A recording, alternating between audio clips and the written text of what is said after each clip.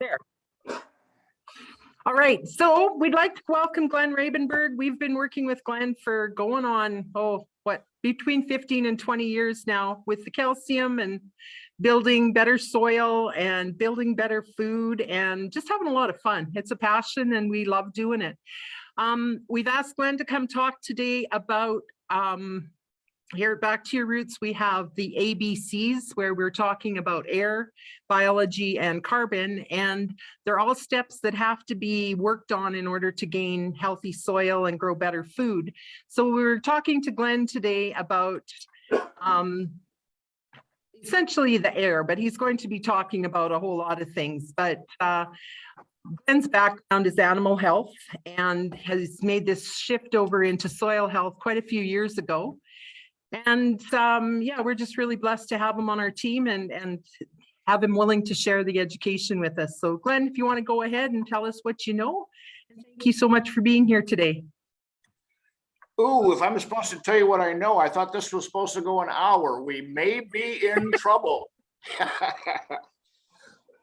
Well, good morning, everybody, and greetings from beautiful, sunny Monterey, California, in the headquarters of Earth Agriculture. I've got part of the team here helping me because I am not technologically advanced when it comes to computers, Zooms, or anything like that. So we're going to stick with the dirt and plants and things that I'm familiar with.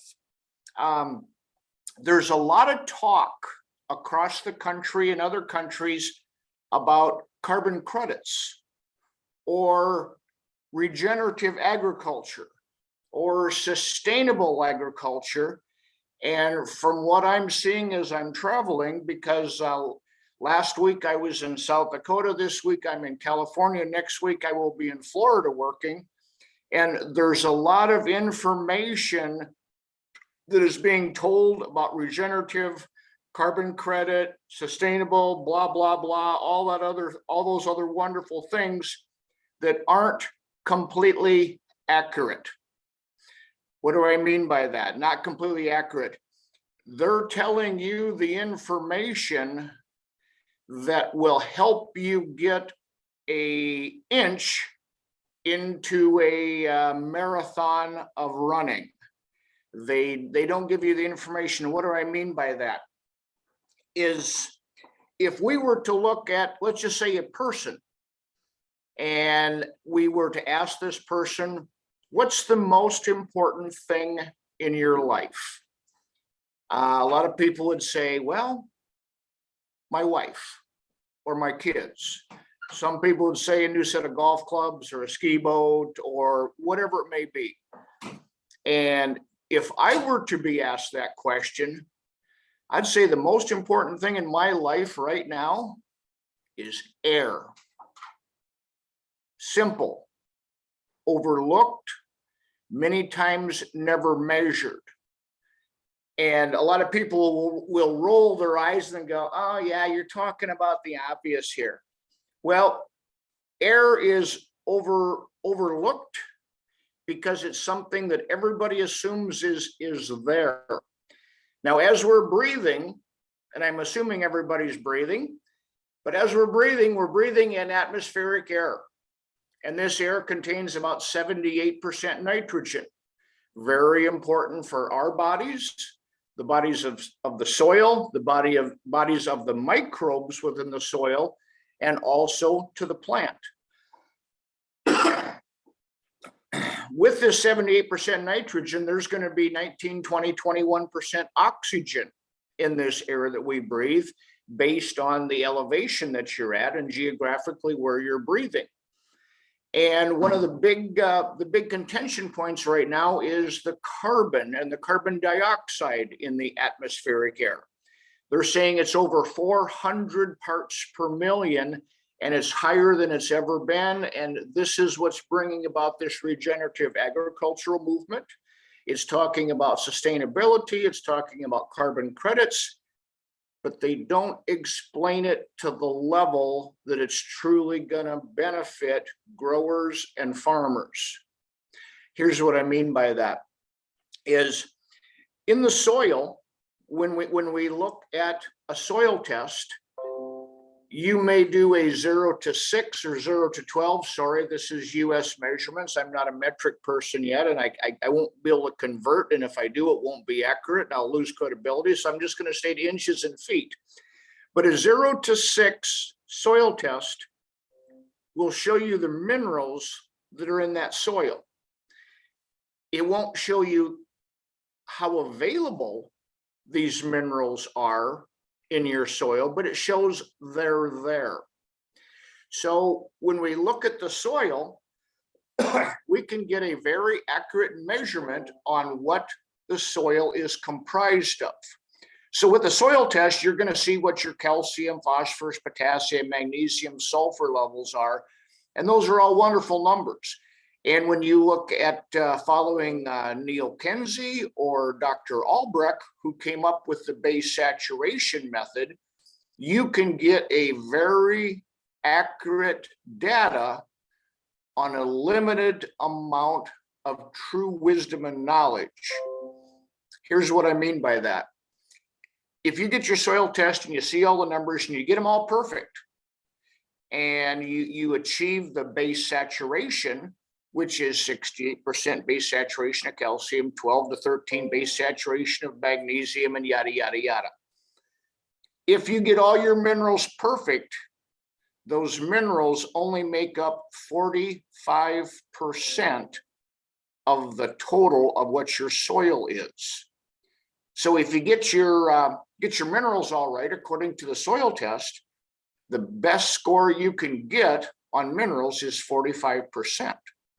So we're going to talk about soil physiology here. So when we get those minerals close to being right, that's a wonderful first step. So, and we've got a sheet that we call the soil and plant health. And when we talk about soil and plant health, we're gonna line ourselves up really close to where a lot of other scientists and speakers will talk about healthy soil, healthy plants. And before we go on, I'd like to give an explanation. There's a lot of different people that have different explanations and definitions of what healthy is. To me, the simplest, best definition that I have seen of healthy is without disease or impairment. Now, what does that mean? If I were to be your health coach, and I'm going to tell you that we're going to physically, mentally, and emotionally get every person on this call healthy. And if I've got a matted eye and I'm dragging a leg and I'm coughing and sneezing and blowing crap all over, you're probably not going to have a lot of respect to, oh, this guy must really know health, as I'm blowing my nose and dragging my leg and trying to get the junk out of my eye. These people that talk about soil health, if your soil is growing diseases, the detrimental, disease-causing, pathogenic fungus, algae, and molds, your soil isn't healthy. You may have your minerals right, but it takes much more than just the balancing of minerals to get everything correct in what we call the soil. So looking at the soil test that you have, getting that right and getting your base saturation right, something to think about is when they talk about base saturation, it's the base, it's just the beginning, it's just the foundation, it's just the starting point that you have to get to work off of. It gives you a platform of stability and predictability to get to the next level. This is where a lot of academia won't tell us that there's more to it than just the minerals. So as we're looking at healthy soil consists of 45% of healthy soil is minerals, all of the calcium, phosphorus, potassium, magnesium, and sulfur. Now, when you look at a soil test, and if you talk to your agronomist or you talk to your PCA or you talk to your fertilizer guy, they will say, well, you got a lot of phosphorus in your soil, but it's all tied up. Or you got a lot of calcium in your soil, but it's unavailable. What does that mean? Every mineral in the soil has some sort of electricity, a polarity, and a strength of that. And certain minerals want to attract to each other. No different than people. We all know somebody that may have fallen in love with the wrong person. There was an attraction there at some point in time that wasn't healthy for one or both of them, and that separation had to happen in order for both of those people, minerals, to do what they're here to do. So as we look at the electricity of the soil, we want to make sure that all of these minerals are electrically active. And what I mean by that is they electrically all need to hook on to oxygen. And my point with this is atmospheric air. We're breathing in every day nitrogen, oxygen, carbon dioxide, and we're exhaling carbon dioxide. In the soil, we look at calcium, and calcium has to have oxygen, i.e. air, in order to be available. Phosphorus is the next mineral that has to have oxygen or air to be available. So when you look at your soil test and your soil test shows a total P for phosphorus, or P1 or P2, that's a great number. But if you were to compare the number in your soil of phosphorus to the level in your plant, the plant has to have that phosphorus hooked to oxygen in order for that mineral to get to the plant. So when your agronomist or soil coach will say, well, it's not available or it's tied up, it's normally because that mineral doesn't have oxygen. And my example on this is phosphorus, P1, P2, total P, has to become P2O5 to be in the plant. Potassium in the soil is represented by the letter K. K has to become K2O to get into the plant. Oxygen again. Sulfur, chemical symbol S, has to become SO4, 4 molecules of oxygen to get to the plant. A plant's job is to take in minerals, to take in water, to take in air, to take in carbon dioxide, and give off oxygen. If the roots do not have air, i.e. oxygen, they're not able to give off oxygen into the atmosphere. This process is very simply looked at as photosynthesis. The plant laying its leaves out, gathering sunlight, water, and minerals to make sugar. Sugar is made up of carbon, hydrogen, and oxygen.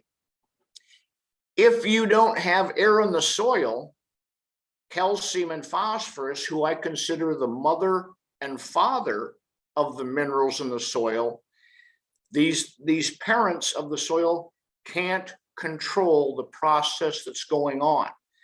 So if we can get air into the soil, now we have a fighting chance. Because as I'm sitting here, I got a very comfortable pair of shoes on. I've got a wonderful, soft, comfortable t-shirt on. I had a cup of coffee, I had a little breakfast. None of that's going to matter if I run out of air. And many times in the soil, air is the biggest limiting factor in production. And most agronomists, most academia aren't talking about it because we as growers, and I'm included in this as a grower because we have an organic farm in South Dakota that we have turned, I'm third generation on the farm, that we've turned into our experimental farm. And what we found is organic does work, and it works very well. But you can't just jump into it. It has to be a step by step by step. So when Cindy brings up the ABCs of soil health, It sounds very simple, but it's very, very important, because no matter where you're at, the alphabet always starts with A, and then B, and then C. There has to be regulated order of business. This order of business has to happen, and without air, nothing else matters. So my nice comfortable t-shirt and all of the breakfast and the cup of coffee that I had, it's useless if I run out of air.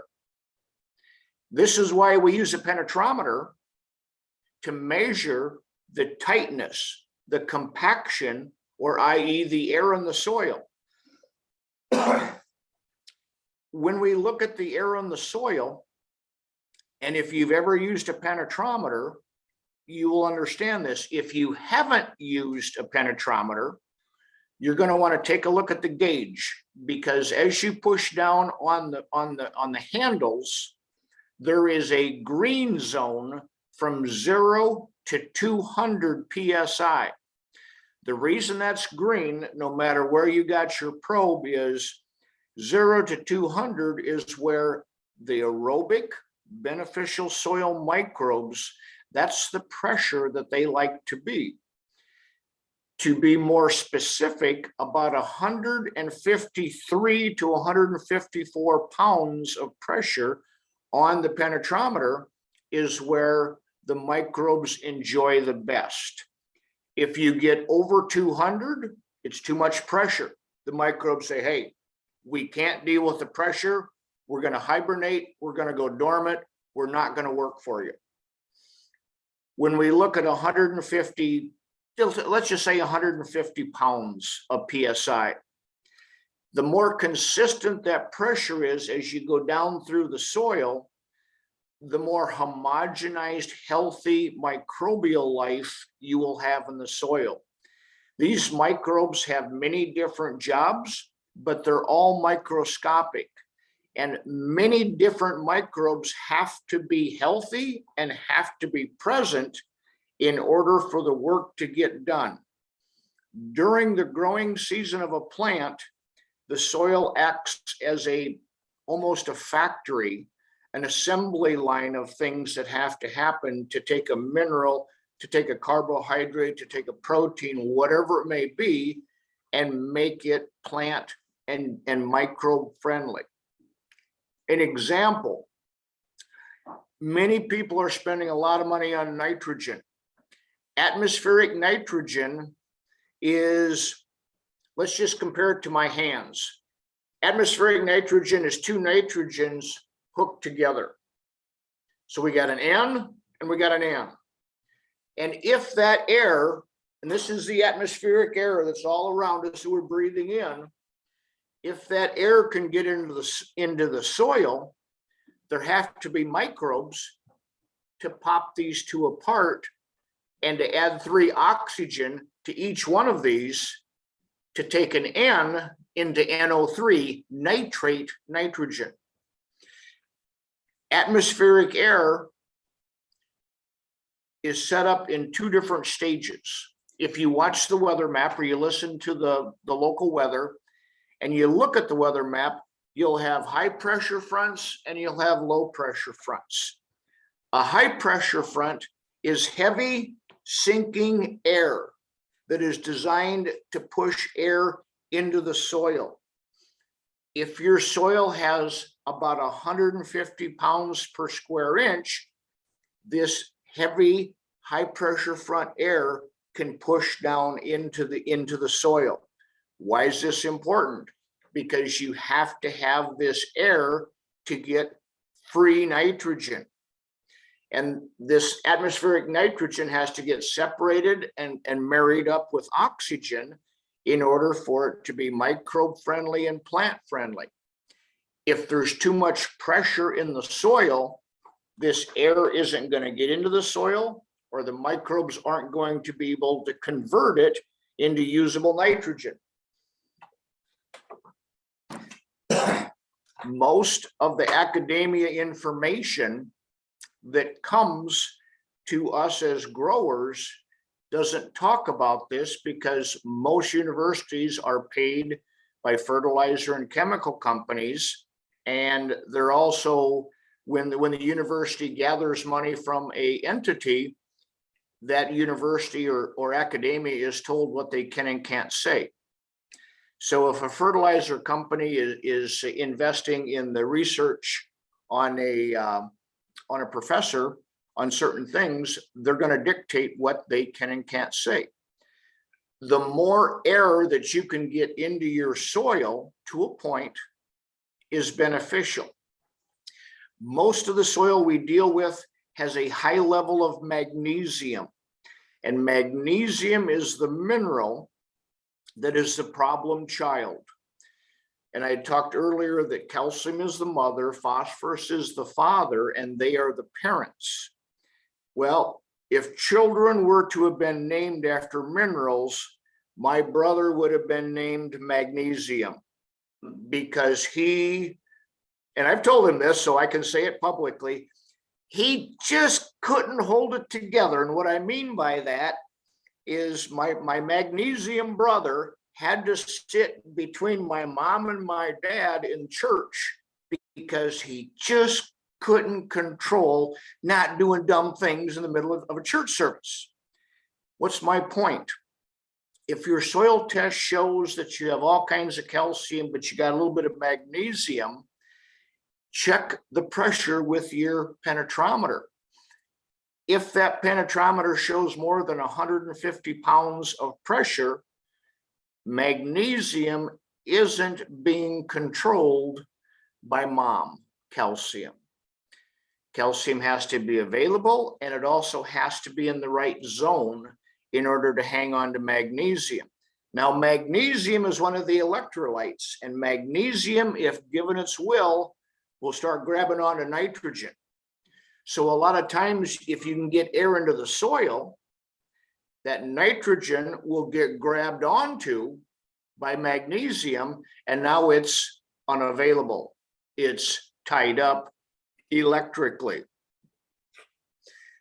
When calcium comes to the forefront, and again, we're looking at air, calcium will take a look at magnesium, and being the mother mineral, calcium will get a hold of magnesium and give them a little bop on the head and say, you let go of that nitrogen right now. You're hanging on to way more than you need to. This isn't right, let go. Mother calcium has now taken control of an environment.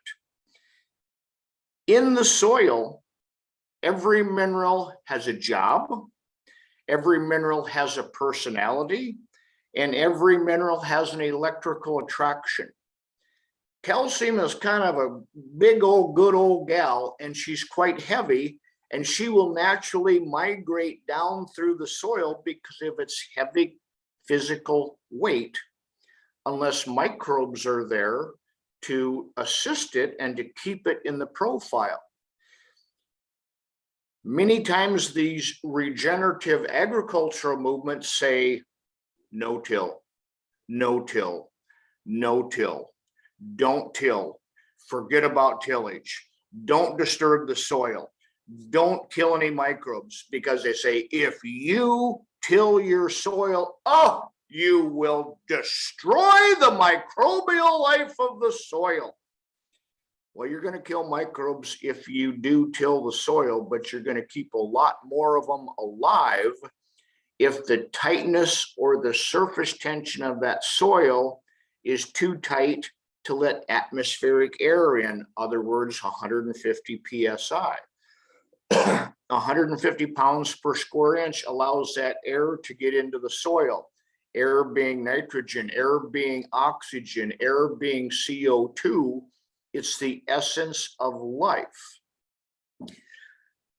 If I haven't made this apparent, air is kind of important in the cycle of life.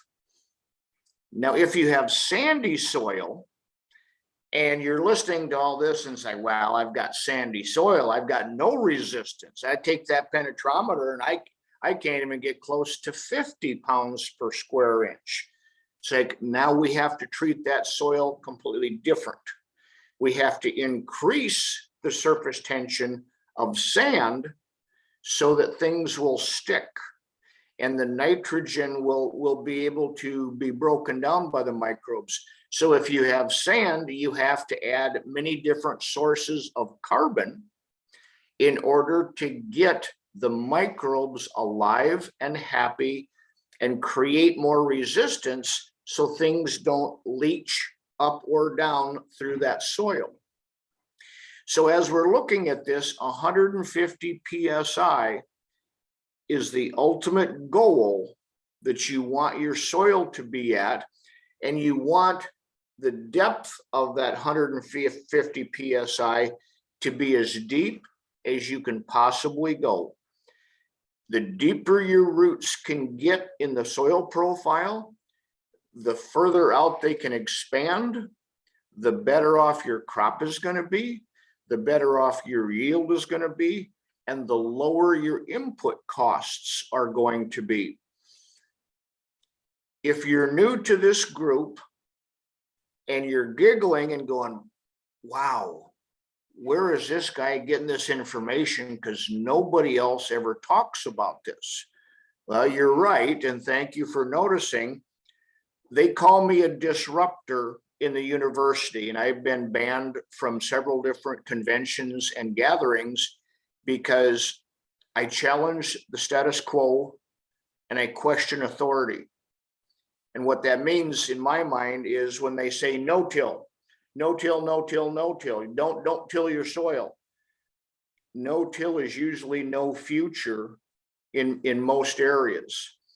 We talk about the soil, we talk about the minerals, we spent some time talking about air, but the residue that is left on top of the soil, a vast majority of that could turn into next year's nutrition, next year's fertilizer, if it can be saved from the sunshine and be incorporated into the soil. The microbes will break that down into next year's crop.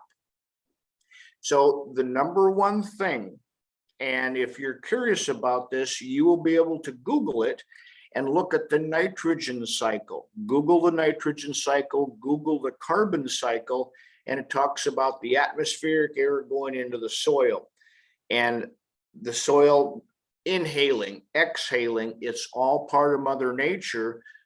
Many groups don't want us to realize this because the more we realize, the lower our inputs become, the lower our cost of production becomes.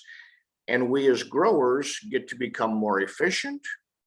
We get to make more money. We get to have healthier plants, healthier soil, healthy being without disease and without impairment.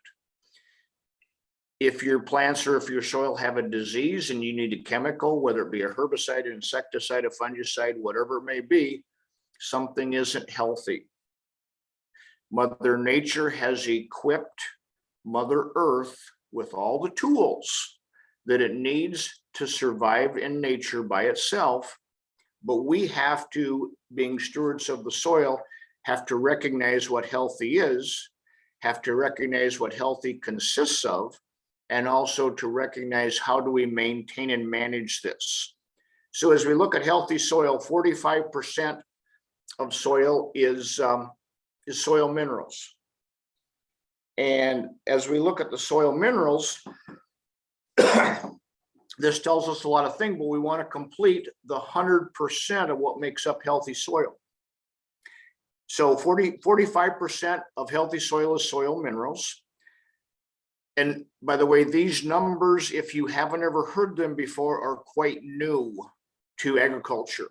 I pulled these out of a book from 1858, I believe. Yes, I said 1858. So if academia says, well, I don't know where these numbers are coming from, they've been around for a long, long time.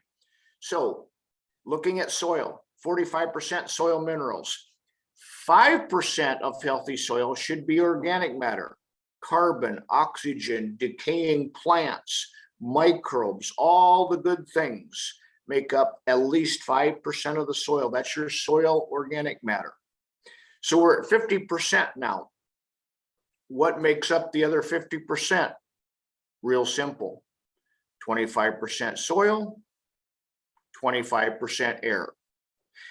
If you don't have 25% air in your soil, you're not going to hold the water that's needed, because the air is the space that the water is going to occupy.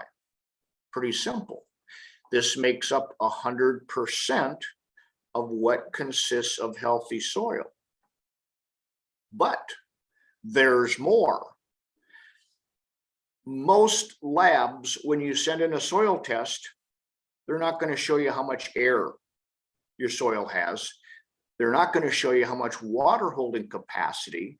They're going to give you minerals. They're going to tell you 45% of what you need to know to get a healthy, chemical-free, disease-free soil that grows food rather than undesirables. What do I mean by undesirables? I'll get to that in just a second. When you get your soil test, or if you've already have a soil test, please look to see if there is a carbon to nitrogen ratio in the soil. Because when we look at the A of the ABCs, we got to have air. That's 150 pounds of pressure in the aerobic zone. We have to have air in order to do anything. We have to have air to get the B in the alphabet, biology. Biology has to breathe just like we do. They take in nitrogen, they take in oxygen, they take in carbon dioxide, and they give off CO2, carbon dioxide. If there isn't enough carbon in the soil, these microbes can't create carbon dioxide, CO2. The carbon to nitrogen ratio will tell you what your carbon is in the soil. And if Canada is similar to the US, if you ask a research scientist, so let's talk about carbon to nitrogen ratios, the professor will go, oh my gosh, you probably have 8 times more carbon in your soil than nitrogen, assuming that an 8-to-1 carbon to nitrogen ratio is a fantastic number, and it's not a good number for you. It's a good number for the fertilizer companies to know. It's a good number for the chemical companies to know, because if you don't know what your carbon to nitrogen ratio is, you don't know the environment that your minerals, the base saturation of your soil, has to fuel the next level of healthy growth within your field. 8-to-1 carbon to nitrogen is just enough carbon to keep a few microbes alive. They're not going to do any work. They're not going to be of much benefit. They're just going to be there taking up space. Many of us know people like this. They aren't of a lot of value. We won't mention any names, but we all know somebody. They're taking up space, but they don't have enough resources to be a benefit. Here's where I'm going with this. The information that they're telling us isn't accurate.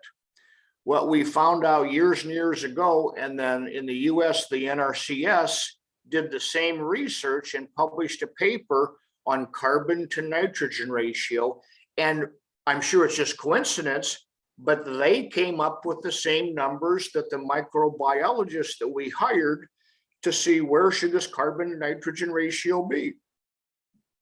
The NRCS and our microbiologists that we had on retainer at the time both said a 16-to-1 carbon to nitrogen ratio in the soil, 16-to-1, is where the microbes are having a honeymoon. They're having a party. They're eating, they're breeding, they're working for you, and they're going to work day, they're going to work night, they're going to work holidays, and all they need is a little air and a little bit of food. And as these microbes party, they will take nutrients that were previously unavailable and make them available to the plant. They will make plant food.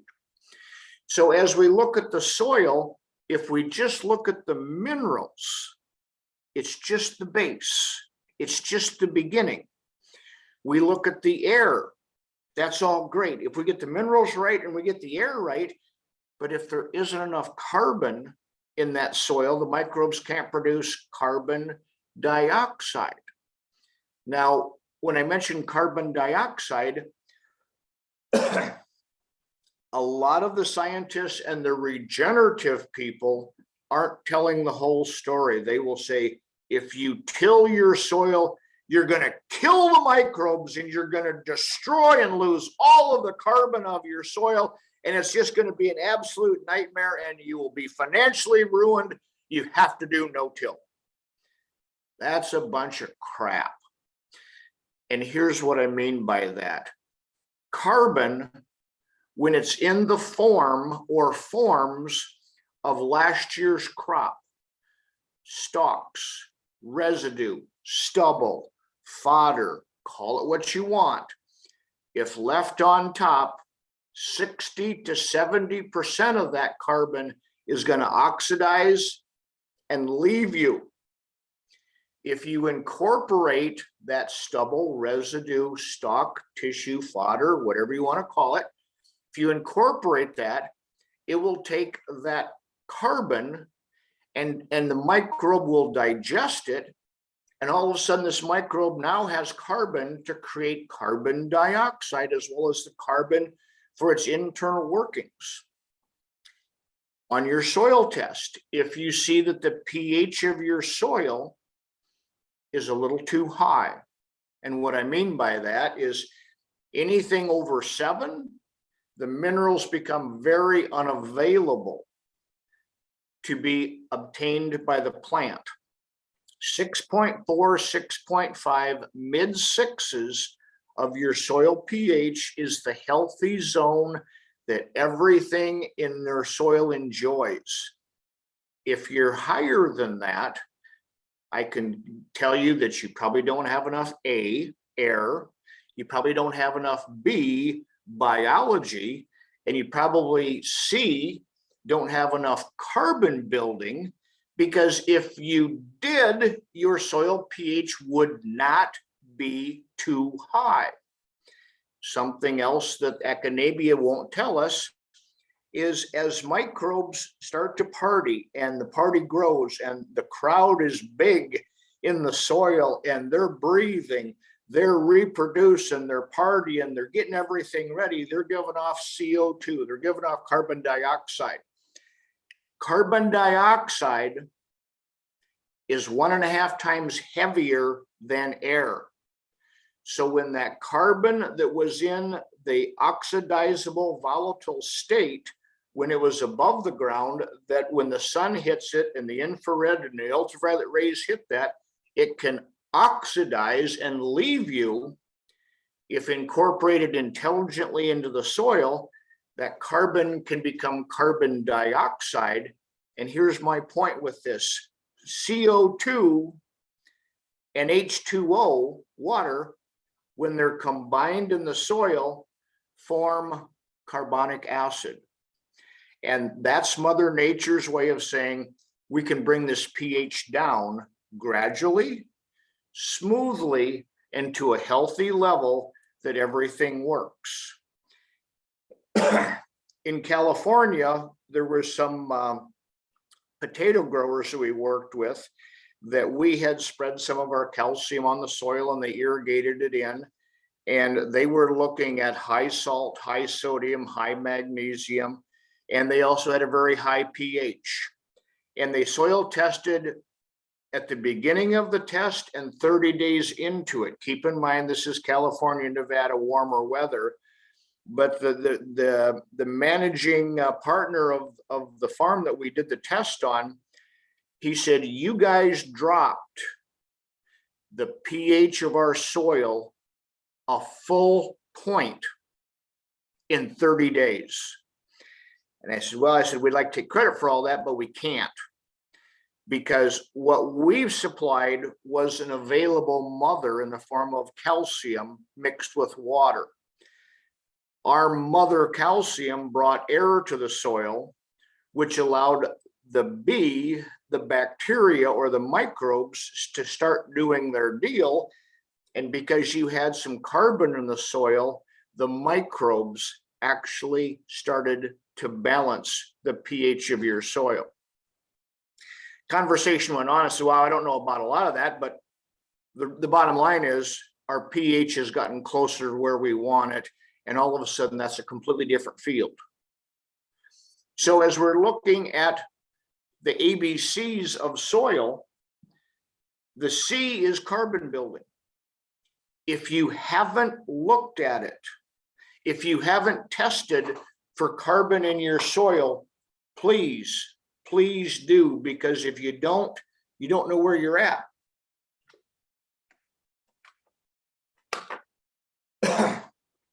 The other thing, I'm running a little bit low on water here. I've only got about a half a gallon left, which brings me to another point. You can probably tell I don't have a script that I'm going off of. This is the information that I'm hoping will be a benefit. And if there's more that you'd like to learn, we've got instructional videos and educational videos. But the reason I took a drink of water is water is a variable in the soil and farming. And usually it's a variable that is either too much or too little or everything in between. When you start building the carbon in your soil, you not only give a food source to the biology and allow the air that the calcium has allowed to come in to start creating plant food, but carbon is an element that is the filter. It's the water filter. It's the air filter. What I mean by that is you've probably seen a carbon filter that you can put on your shower head or a carbon filter that you can put on your faucet. It filters water. Carbon will hold 4 times its weight in water if you have a viable carbon level within your soil.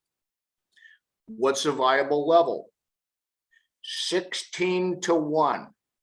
Now, with that 16 to 1, if you tell that to an academia research professor or your fertilizer guy or your chemical guy, they'll go, oh, 16 to 1, what are you, crazy? That carbon is going to tie up the nitrogen in your soil.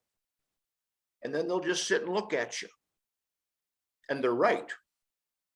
But that's the way Mother Nature intended it. My point being, a plant wants carbon. If there isn't enough carbon and oxygen in the soil, the plant will go, oh, all right, give me some nitrogen. Nitrogen is like a hot dog at a steakhouse. Nobody ever orders a hot dog at a steakhouse, but if there's no steak available, you got to eat something. The lower the carbon and oxygen in your soil, the higher your nitrogen bill will be. So as we look at the soil, most soil is an 8 to 1 carbon and nitrogen. You got to get to a 16 to 1 carbon to nitrogen to get the microbes kicking. 20 to 1 is where mycorrhizal fungi, the good fungi, start going to work. So if you've been buying fungi, if you don't have an 18 or 20 to 1 carbon and nitrogen, you're not going to get much benefit out of the fungi. Good compost is about 30 to 1. With that, we're going to take a quick look at what a plant is made of. Now, if you're growing canola or cereal grains or potatoes or radishes or carrots or peas or plums or pumpkins, it doesn't matter. These numbers are very accurate, whatever the crop may be and whatever part of the world you're in. So if we were to look at an almond or an apple or an avocado, doesn't matter. There's moisture in all of them. moisture being a variable. Let's toss that out. Let's look at dry matter basis. Let's look at solids. So if we dehydrated whatever plant you want to talk about to a dry matter basis, which is usually 60, 70, 80%, depending on the plant and the growth stage, we're going to look at dry matter. When we look at the dry matter of any food, if this food or plant is healthy, 47% of that dry matter that's left after dehydration, if the plant had its way, it'd say, I want to be carbon, and I want 47% of my existence to be carbon.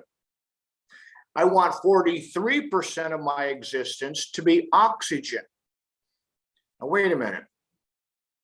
We're at 90%, 47 carbon, 43 oxygen. We're at 90% of the dry matter weight of a plant.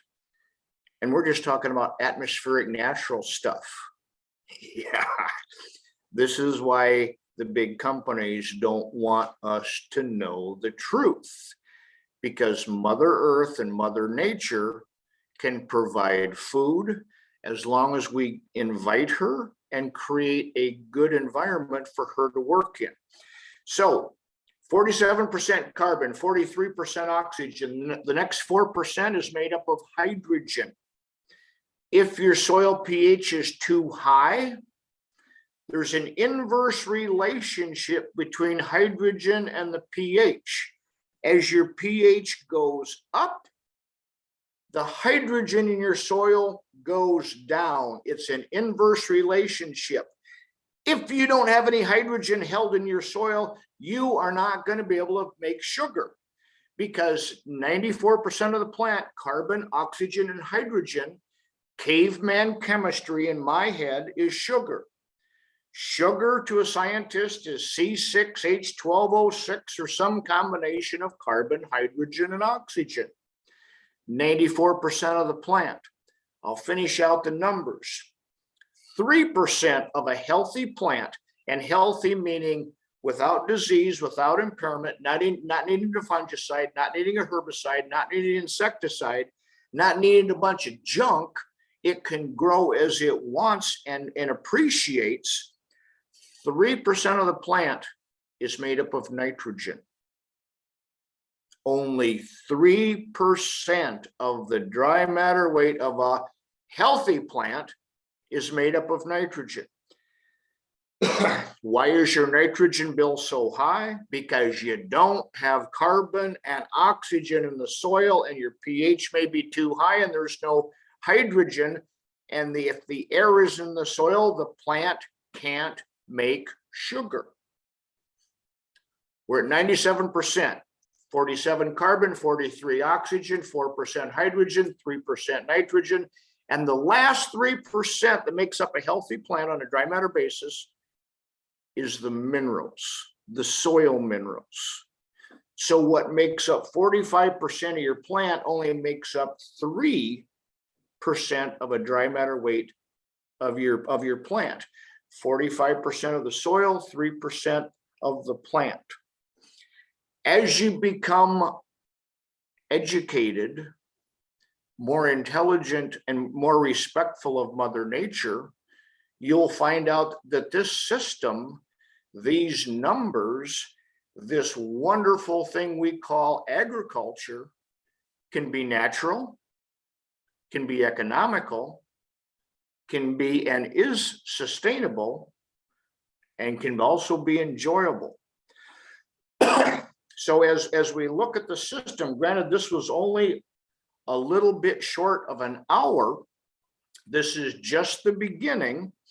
And if I may, Cindy, I'd like to call on you to see if I'm going the right direction, if I'm giving the information that's of value, or if I need to completely rechange my course. Cindy, help me out here. You've done a wonderful job, Glenn, as you usually do. I've got a couple questions for you, though. Would you be willing to take those? Oh, no, I'll try. All right, we have one question from Justin. Says, so if we have long-term high pressure, will that suffocate the microbes, or is the lack of rain and heat more detrimental? Well, say the first part of that again. If we have long-term high pressure that will suffocate the microbes, or is the lack of heat and rain more detrimental? Great question. Is getting chopped in the throat or getting kicked in the stomach more detrimental? They're both stresses. Now, I'm going to give a political answer because I'll be honest, I'm not sure if I know the exact answer, but I can tell you what I do know. These microbes have been around for ever. They've survived a flood.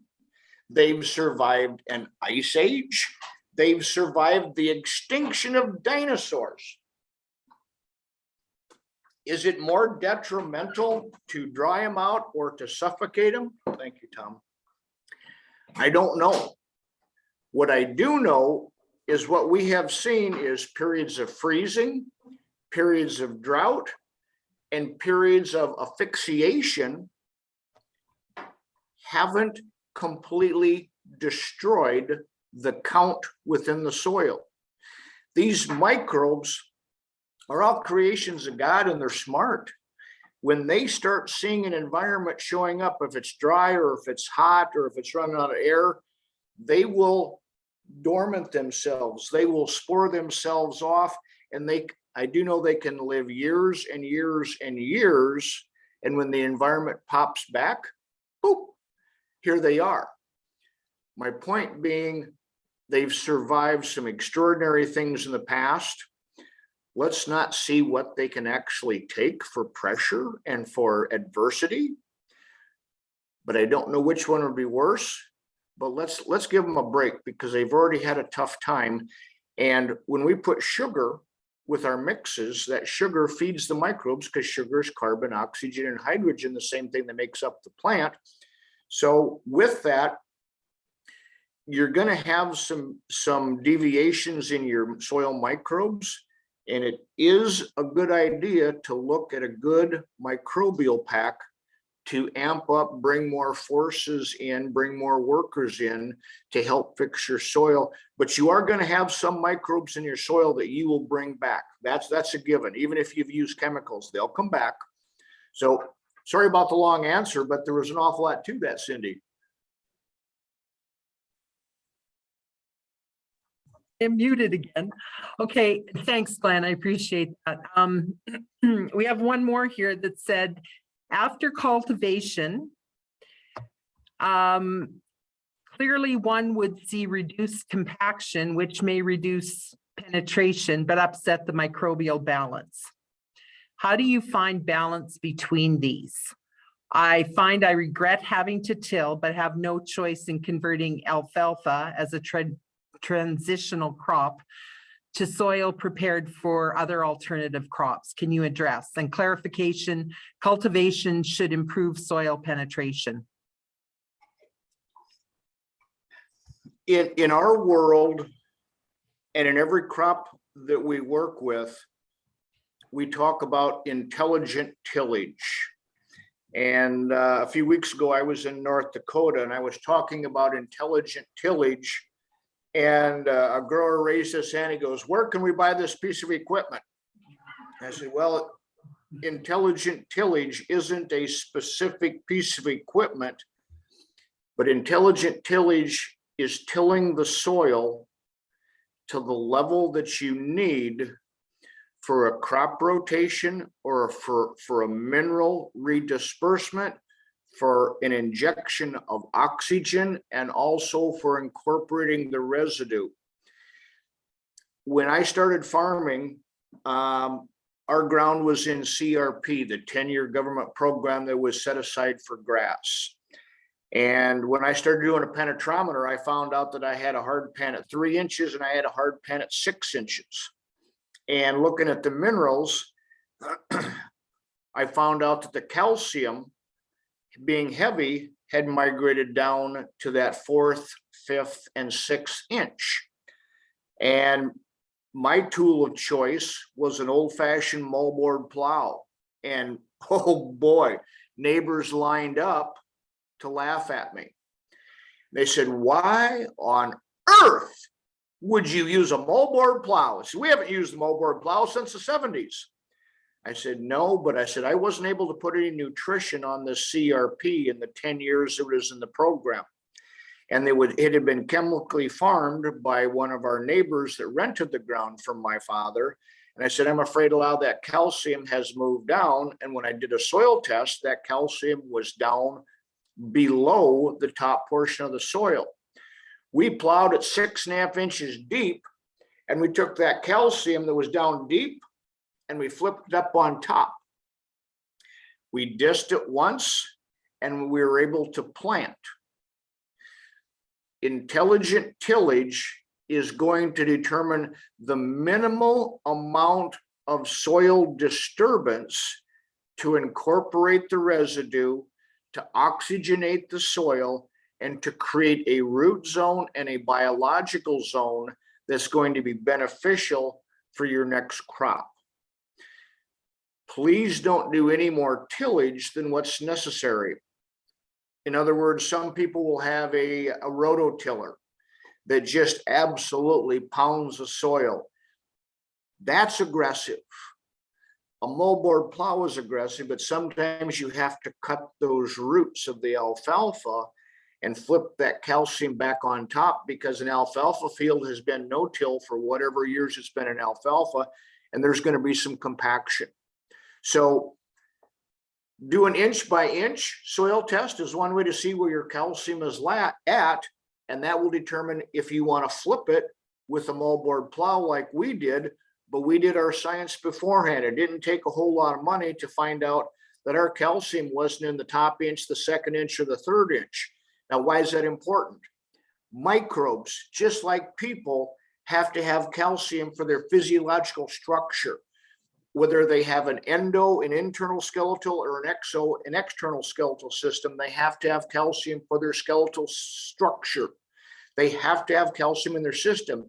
If you don't have much calcium in the top 3 inches and you just scratch that, you're not going to get microbes.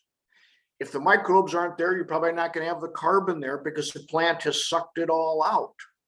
So some sort of creative, intelligent tillage, which there's 1,000 different variables. And Cindy has been doing this for an awful long time, and her staff, they're all good guides to take a look to see what the penetrometer reading is of the soil, to see how much air is in the soil and what your next crop is, to come up with a good, viable tillage for the next crop. Cindy? Thanks, Glenn. Yes, that's definitely, we've had that conversation yesterday about intelligent tillage and recognizing why you till and what your goal is, rather than recreational tillage where you just cultivate because your son got home too late last night and needed some discipline. Anyway, no, that's good. Is there any more questions? Does anybody in the room here have any? No, everybody's good to go. Thank you so much, Glenn. It's always a pleasure to spend time listening to what your information and knowledge. It always brings back lots of information and lots of things that we've talked about and forgotten and revisited and things like that. So really appreciate your time. You have a safe trip in California, and I hope everything goes well. And for anybody that's looking for more information, Glenn does have a whole numerous numbers of videos and things, instructional videos and informational videos, that if you just Google Glen Rabenberg, they'll come up. Oh, we have one more question from Mark. Question, please. Mark, go ahead. Is there a value in row applications of carbon in the seed row?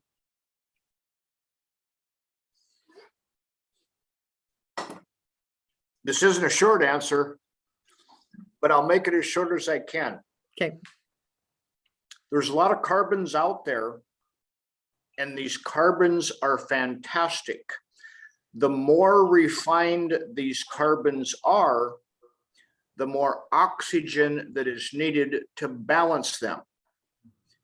Here's my point.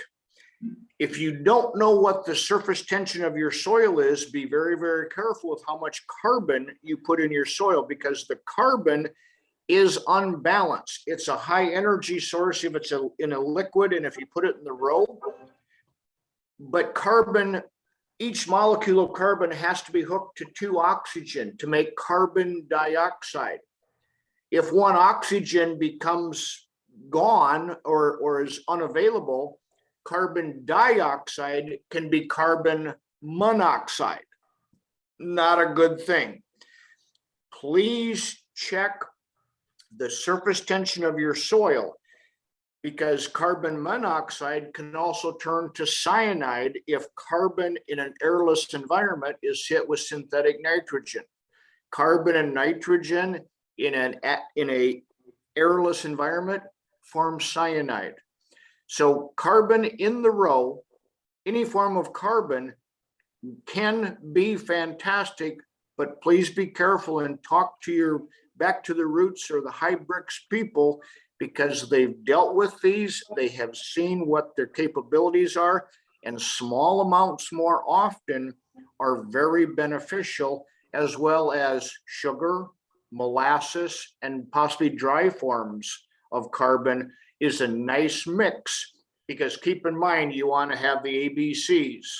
You want to have air, you want to have the microbes happy, and you want to slowly build that carbon, but at a natural, sustainable pace.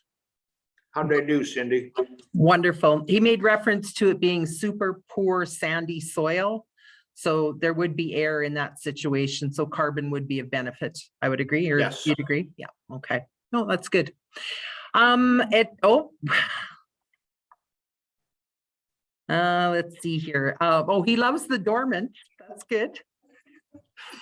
He said, I'll keep at it. John Kemp talks of foliar spraying molybdenum, sulfur, magnesium, and boron with some molasses to butcher insects. Can you comment? Yes. John Kemp has some very unique, interesting information and knowledge, and he does bring value to the table. But what happens is that the reason insects are feeding on a plant are because the sugar content, the carbon, oxygen, and hydrogen is too low. And the minerals that he puts out are of value, but it's the molasses that's probably doing more good. And we've seen these products, sometimes they work, sometimes they don't work. You have to know the sugar content of the plant, and you have to know the carbon to nitrogen ratio of your soil. And what I mean by that is the soil and the plant will always interface. What I mean by that is if the plant is making a whole bunch of sugar and the carbon to nitrogen ratio in the soil is low, a lot of that sugar, the plant's going to go, oh, the soil's a little hungry. I need healthy roots. I'm going to push some sugar down to that. If you're in sand and you're spending a high money on a high dollar foliar product, what's going to happen is it's going to be in a very expensive soil building, even though you applied it to the leaf, because if the sugar content of the leaf becomes higher than the carbon level in the soil, it's going to share. Mother Earth has taught its plants and all of its occupants to share. So many times, what you're going to see is you're going to see a benefit from a foliar with all those traces and the molasses, but you may get a bigger kick out of sugar, molasses, and just some good liquid carbon products. And Cindy has had fantastic results on this on a limited dollar amount, just by getting the sugar content up, knowing that you have to figure out what the sugar content of the plant is. And if you haven't gotten a refractometer to measure the sugar content, you got to know where you're at, because if your sugar content is only 3 or 4 bricks, a foliar feed with all those minerals is going to be disappointing. You're going to have to be up in those upper single digits, 8, 9, 10 bricks for a foliar feed to truly be effective, getting the plant up in the double digits, 12, 13, 14 bricks, where you'll have natural insecticidal resistance. And what I mean by that is the plant feeding insects, which our entomologists years ago taught us, is plant feeding insects, it doesn't matter what the critter is, above or below the ground, armyworms, wireworms, rootworms, cutworms, leafhoppers, aphids, pick your critter. They're all born to live without a pancreas. That insect, if it feeds on high sugar content fiber, that sugar will ferment, turn to alcohol, and kill it. And some of John Kemp's plants with the molasses and the trace minerals will get sucked into the plant. Those nutrients will get sucked in so quick that it won't stay on the leaf long enough to kill the insect. Where if you have a liquid humate or fulvic or carbon product with sugar molasses that sticks more on the leaf, a lot of times you'll have a better kill rate on the insects because it won't suck it in and go down to the roots as fast. Sorry, I'm getting kind of crazy on you here, Cindy, but I kind of enjoy what I do. That's good. That's wonderful. Okay. Thanks. He said, thanks. I've done the bricks test for a few years now. I'll try some molasses and try some molasses, more soft rock with tea. Is there a good way to soil test at home without buying a fancy Rheem soil test equipment? Say that again. Is there a way to do soil tests at home without buying the fancy Rheem soil test equipment? Not yet. Good answer. The short answer is not yet, but I'm working with a group out of Australia, and they're coming up with a probe that's similar to an EC probe that will give you a full mineral analysis, carbon to oxygen, carbon to nitrogen, that will send the information up to a satellite in a cloud and back down to your phone. In fact, I've helped this group out for 2 years. They say I'm going to get some probes to play with, and Cindy is on the top of the list to receive some probes to play with. So thank you, if Glenn. you haven't been nice to Cindy, you better start, because she's got the inside take on the new equipment that's probably going to be coming out in May. But as of right now, there's nothing as far as a soil test that is accurate, economical, and easy that you can do on your own field. Good. Cindy? Good. Thank you so much, Glenn. I really appreciate your time and of course your wisdom and stuff. So you go have a really wonderful day. We'll shut the meeting down. I don't think there's any more questions. And again, thank you for everything you do. Hope it was of value. I appreciate the time, and I hope everybody has a good rest of the week. Be careful, be safe, and be healthy. You as well. Thanks, Travel guys. safe. Thank you. I gotta go to the bathroom.